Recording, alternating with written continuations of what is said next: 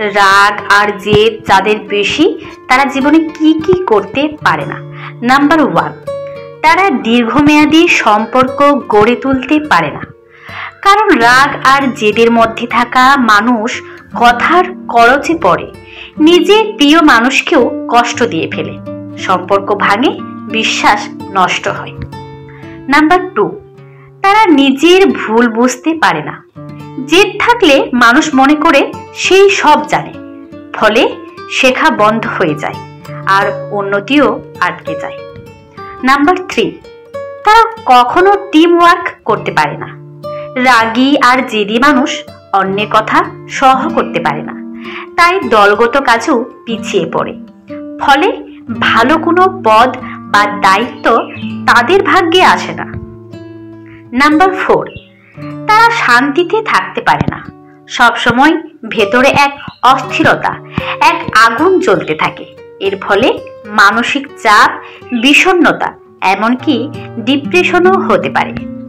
Number 5, তারা সফলতা অর্জন করলেও ধরে রাখতে পারে না। রাগের বশে বলা একটা কথা, জেদের বশে নেওয়া একটা সিদ্ধান্ত, এই দুই পুরো ভবিষ্যৎ ধ্বংস করে দিতে পারে।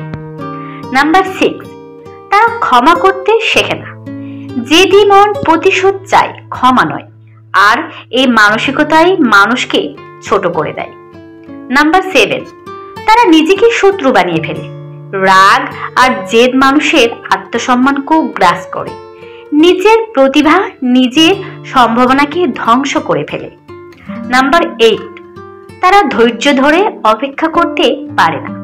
সফলতা, সম্পর্ক, আত্ম উন্নতি সবই সময় চায়, কিন্তু রাগী মানুষ তা পারে না, ফলে তারা প্রায় মাঝপথেই সবকিছু ছেড়ে দেয়।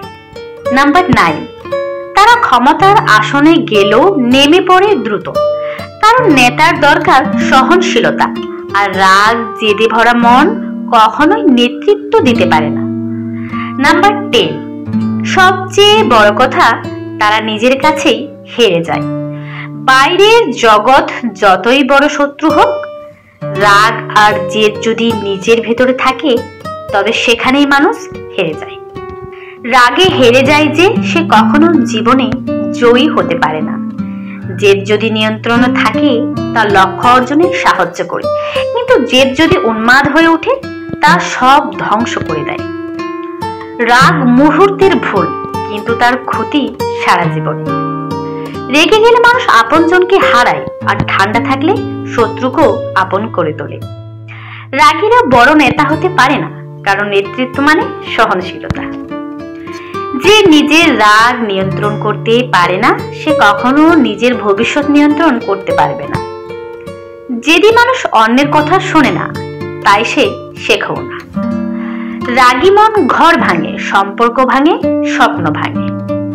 জেদি মানুষ প্রায়শই একা হয়ে যায়, কারণ সে কাউকেই মানতে শেখে না।